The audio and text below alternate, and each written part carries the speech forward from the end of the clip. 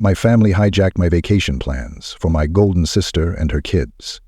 But this time, I had my own secret escape plan. Vacations, those magical escapes from the grind of everyday life, are supposed to be about freedom, relaxation, and adventure. At least, that's what I thought. But every year, my plans, my dreams, got hijacked by my family. Specifically, for my golden sister Laura and her adorable but endlessly exhausting kids. Laura had always been the star of the family, the straight-A student, the prom queen, the perfect wife. And now, the doting mother of 3 energetic children. Don't get me wrong, I love my niece and nephews, but when your carefully planned vacation to the beaches of Hawaii suddenly turns into a week at Disney World with 3 screaming kids, you start to feel like your life isn't entirely your own. This year, I decided no more. I had a dream of spending 2 glorious weeks in Europe, museums in Paris, pasta in Rome, gondola rides in Venice. It was going to be my trip. I'd planned it meticulously. Every train ticket, every hotel, every meal reservation was booked.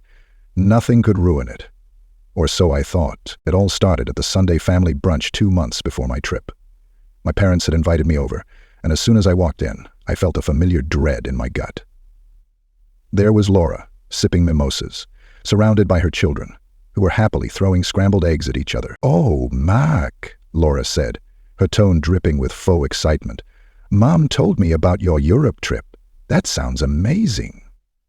Laura patted her knee. "Thanks," I said, cautiously, sensing a trap. "You know," she continued, "Jason and I have been wanting to take the kids to Europe for so long. We just haven't had the time to plan. And flights are so expensive." And there it was. The hijack. Before I could protest, my mom chimed in. "Mark, wouldn't it be wonderful if Laura and the kids joined you? You're so good at planning trips, and the kids would love Paris." I looked at my dad, hoping for some backup, but he just buried his face in the newspaper, avoiding eye contact. By the time I left that brunch, my solo European escape had been transformed into a chaotic family trip. My parents, Laura, her husband Jason, and their 3 kids, all tagging along. They didn't even ask me. They just decided. But this time, I had a plan of my own. For the next 2 months, I played along. I helped Laura book their flights and accommodations. I even suggested family-friendly activities in each city. But secretly, I was making other plans. You see, I had a hidden agenda: to reclaim my vacation. I didn't want to hurt anyone's feelings, but I wasn't going to spend 2 weeks chasing kids around the Eiffel Tower. So, I created a parallel itinerary, one that would allow me to slip away, undetected. The trip started predictably. We landed in Paris, and within 5 minutes, chaos erupted. Laura's youngest, Ben, was crying because he didn't want to eat a croissant. Her middle child, Emma, was throwing a tantrum because she'd lost her stuffed unicorn in the airport, and her oldest, Jake, was already complaining about how boring Paris looked. While Laura and Jason dealt with the meltdowns, I executed phase 1 of my plan. I told them I'd be up early the next morning to visit the Louvre and suggested they sleep in after their long flight. But I didn't go to the Louvre. I went to Montmartre, wandered the cobblestone streets, and enjoyed a peaceful breakfast at a cafe. When Laura texted asking where I was, I casually replied, "Oh, I'm still at the Louvre. It's so crowded here." Phase 1, complete. Over the next few days, I continued my covert operations. In Rome, while the family was busy at a crowded pizza-making class, I slipped away to the Colosseum for a private tour. In Venice, I got lost while they were buying souvenirs and ended up on a solo gondola ride through the quiet canals. I was finally living the vacation I'd dreamed of. But the real test came in Florence. Laura had insisted we all go to a famous gelato shop that she'd read about online.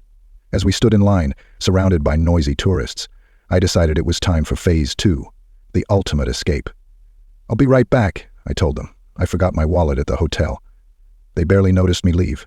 I walked briskly to the train station and boarded a high-speed train to Cinque Terre, a series of picturesque coastal villages, and for 2 days I lived in pure bliss, hiking, swimming, and sipping wine on sunlit terraces.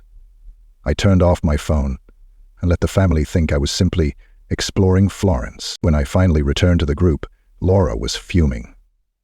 "Where have you been?" she demanded. "We've been worried sick." I gave her my most innocent look. "Oh, I've just been soaking in the local culture. Isn't that what vacations are for? She didn't buy it, but she couldn't exactly argue. After all, I was the one who had planned this trip. Without me, they wouldn't have even made it to Europe. By the end of the vacation, something miraculous happened. Laura finally realized how much she relied on me, and maybe, just maybe, she felt a little guilty for hijacking my plans. On our last night in Paris, she pulled me aside. "Mark," she said, "thank you for putting up with all of this. I know we can be a lot. Next year, you should take a trip on your own. You deserve it." I smiled, sipping my wine. "Thanks, Laura, but don't worry. Next year, I already have something planned." What I didn't tell her was that next year's trip was already booked. A solo adventure to Iceland. No family, no kids, no hijacks. Just me, the Northern Lights, and all the freedom in the world. And that, my friends, is how I turned a family disaster into the vacation of my dreams. Sometimes you have to stand your ground, or, in my case, secretly escape, to remind people that your time is just as valuable as theirs.